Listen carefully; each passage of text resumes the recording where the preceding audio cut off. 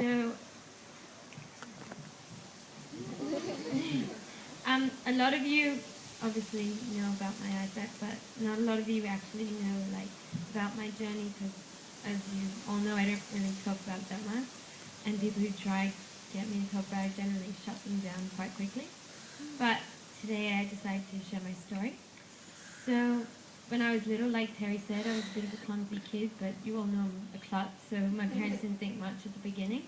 But then eventually they noticed that it just wasn't that normal, and they took me to an ophthalmologist who diagnosed me when I was in year 5.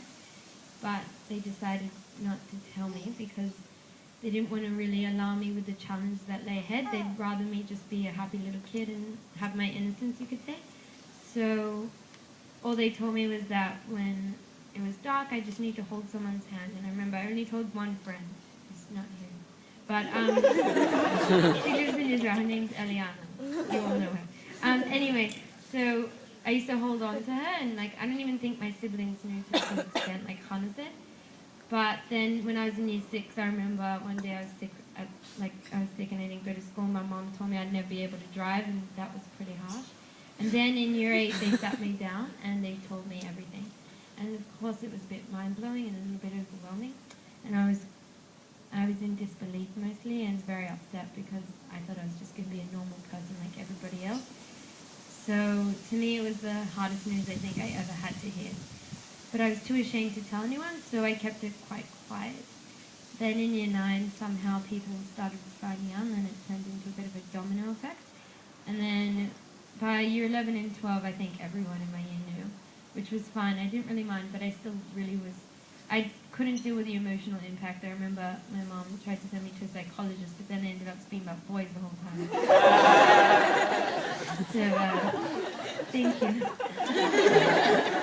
But, yeah, so I really didn't know how to deal with it emotionally. They tried to set me up and be best friends with another girl who was my age, but I just was really not interested.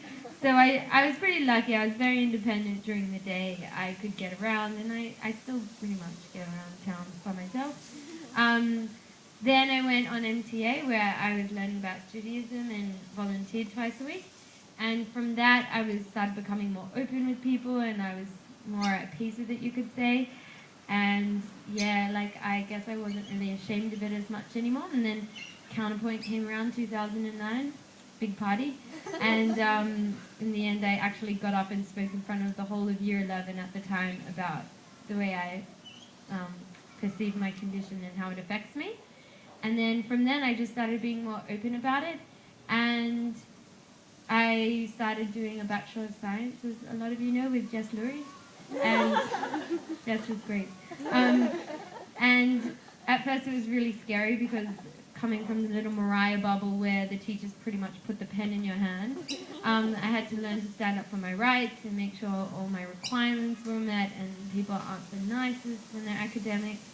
So at first I was really scared, but then with the support of my family, I pursued on with my degree, and I, did it in my own time. And I'm still doing it. I'm in my 4th year. And I finish at the end of this semester, my undergrad.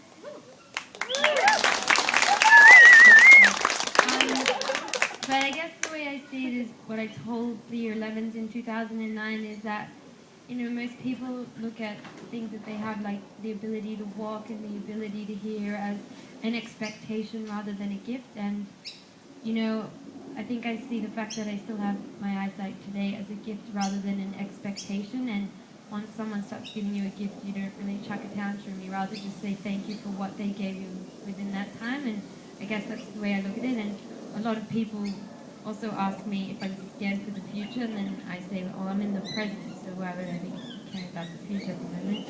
I just like to take it day by day and see how it goes. And I have a lot of hope. And I think Terry has shown us that one person can make a huge change. We feel like we're so insignificant in the world, but he's such an inspiration. And if it weren't for him, this brunch wouldn't even be on today. And if it weren't for him, we would be $70,000 shorter than we were without Terry. So I just want to say thank you to Terry so much.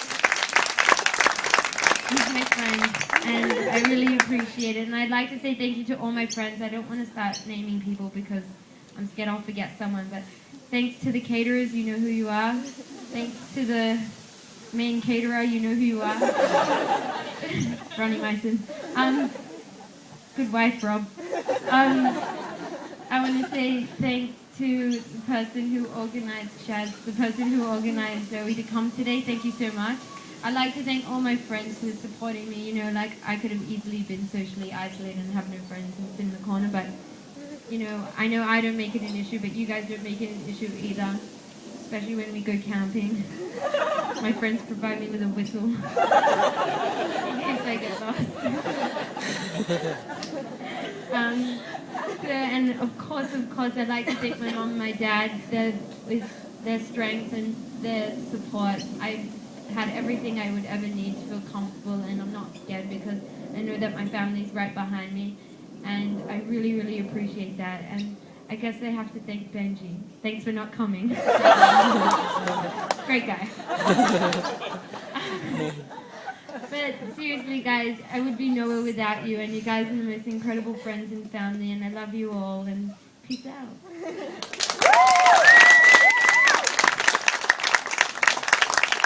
Terry wants to say one more thing, but those who